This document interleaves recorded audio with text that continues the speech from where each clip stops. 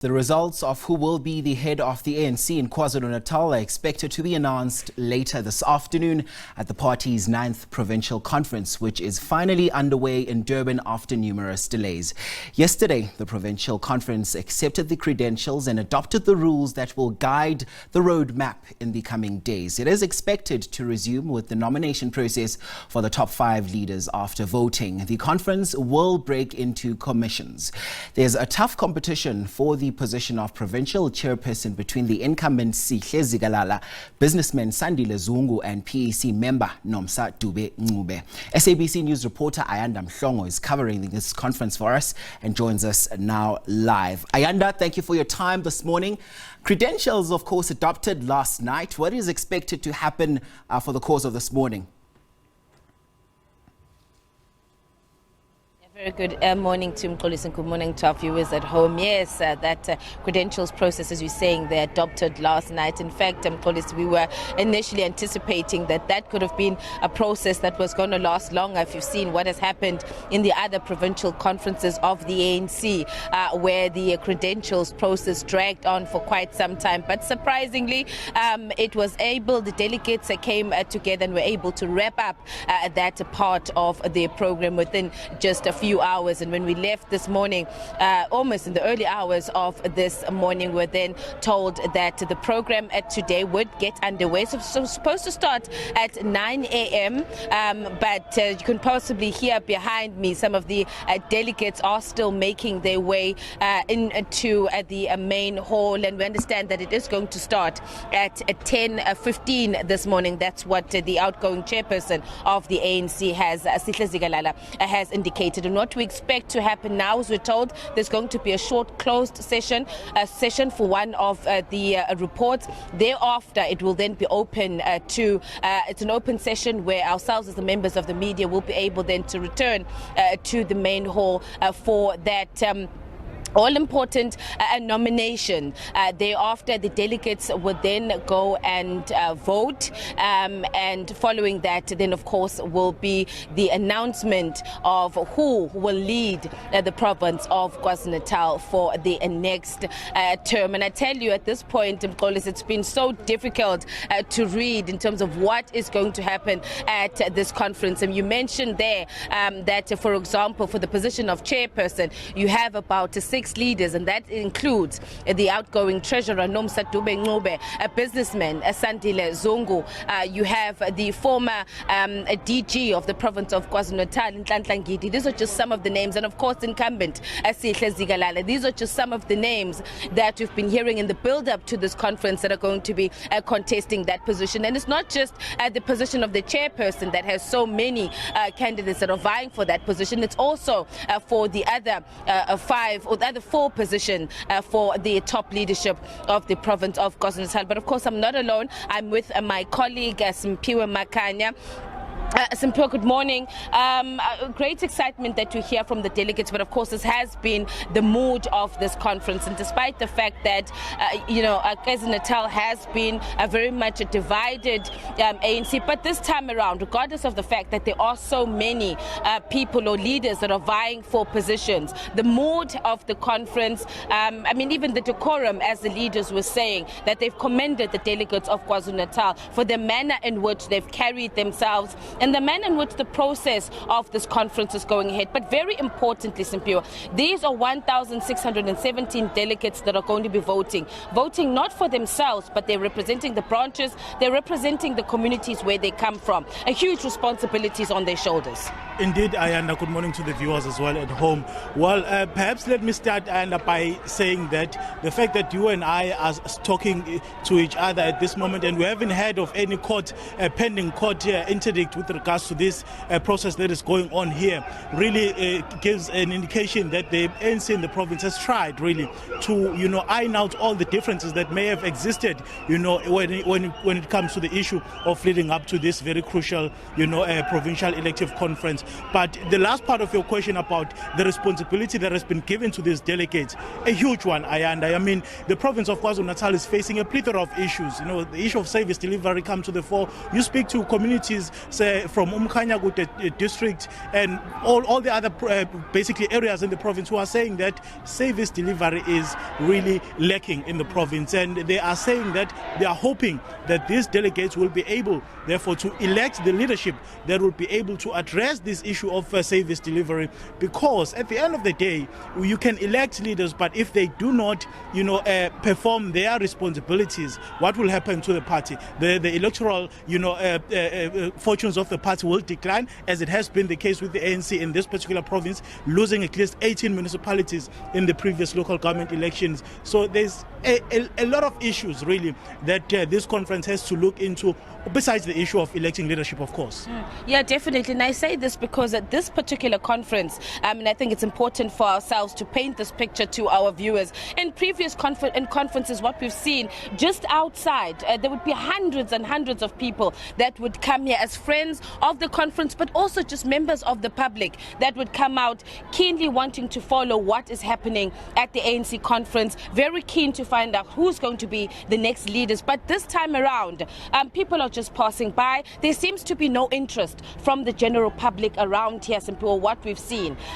People wanting to see what is happening, who's going to be the leaders of this province. It's basically just the delegates that are here. And also interesting, not even other members of the ANC that we've seen in their numbers also around this venue. And you speak about the performance of the ANC, the outcomes of the last year's local government elections there, with about around 18 municipalities that the ANC lost to opposition parties, including 3 economic hubs. That is Newcastle, the King Cetshwayo district, the Mhlatuze district, a municipality, I beg your pardon, as well as here in the eThekwini Metro. We cannot forget, Simpiwe, that the ANC did not get a majority here in the eThekwini Metro.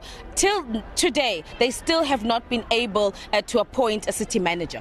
Exactly. This is what the ANC in the province has been saying, the leadership of the ANC that is in the province, that these coalitions do exist in these municipalities, some of them, but of course it becomes very difficult for the ANC, to actually implement the program of government that it wants to implement without the assistance of the smaller opposition parties. So I think the entire point really sums it up nicely when we say it's not about these delegates at the end of the day. It's about the people of KwaZulu-Natal. It's about the services that the people of KwaZulu-Natal are going to be expecting from the leadership that is going to be elected here. We heard from the Treasurer General yesterday saying that the ANC is facing a lot of issues.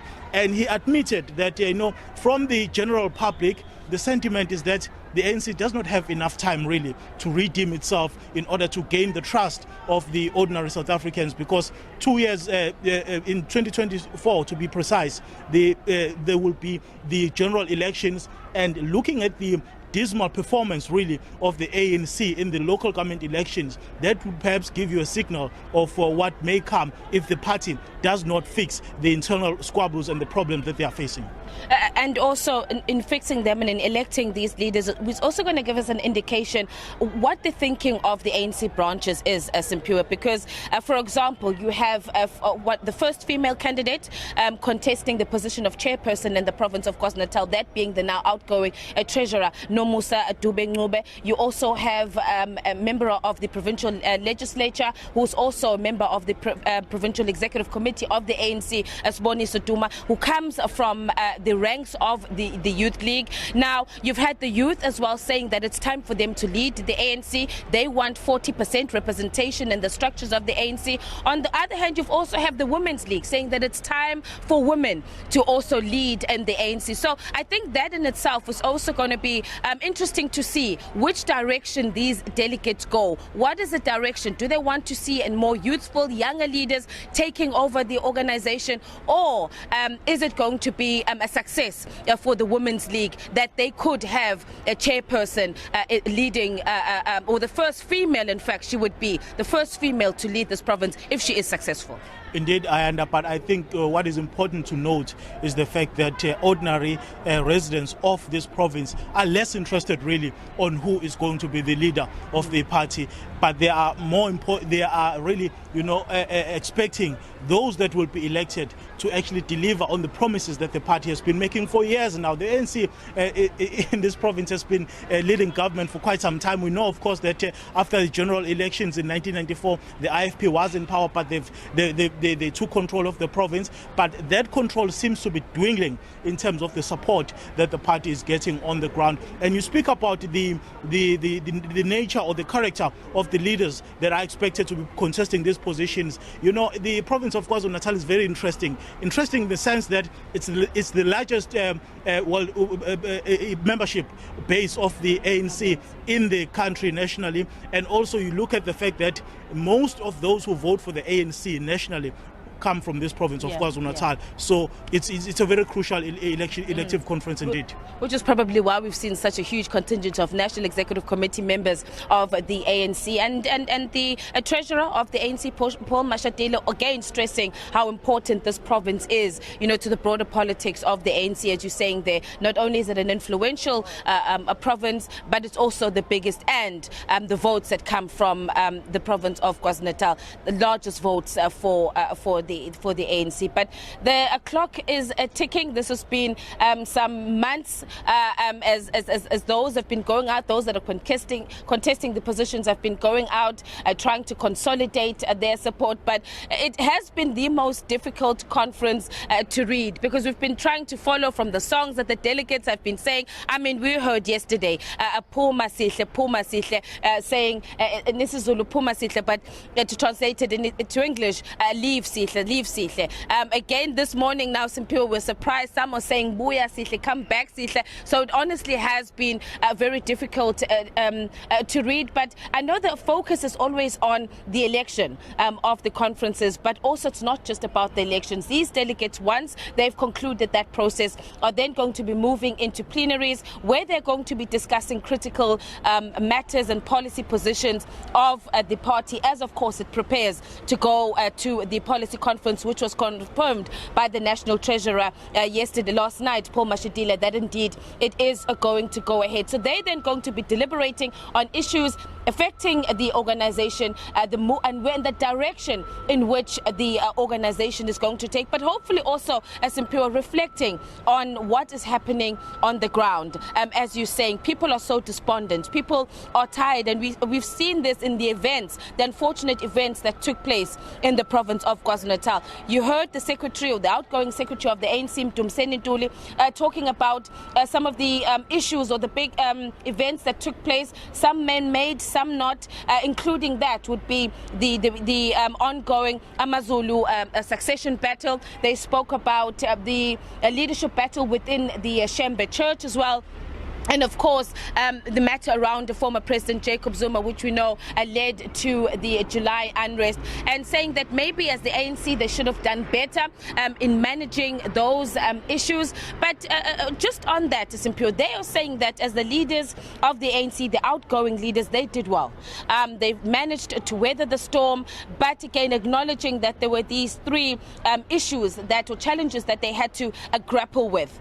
At some time, some people were saying that, for example, during the unrest, leaders of the ANC on the ground were nowhere to be seen.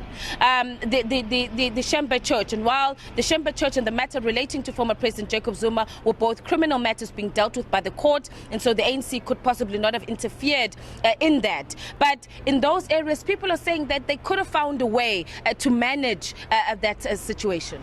Indeed, and I think what is going to be able to prove that statement that they are saying that they did well in the past 4 years is really the number or the support base that the party is receiving on the ground now. Because it's one thing to say you are doing well when you are, on the other hand, losing control of municipalities. So you have to reconcile the two. And I think the jury is definitely out on whether they were able really to do what they were expected to do in the province in terms of uniting the party and also implementing the program that the governing party was intending to implement. Yeah, well, renewal, rebuilding and unity was their mission when they came in to power. power in 2018. And so, in fact, these issues that we're still speaking about are still ongoing. We've heard the delegates here singing in support of former President Jacob Zuma, Wenzenu Zuma, Wenzenu Zuma, which has become the popular song of ANC delegates. What has Zuma done? So the Zuma fact is one that the ANC, the incoming leadership is going to have to continue to deal with.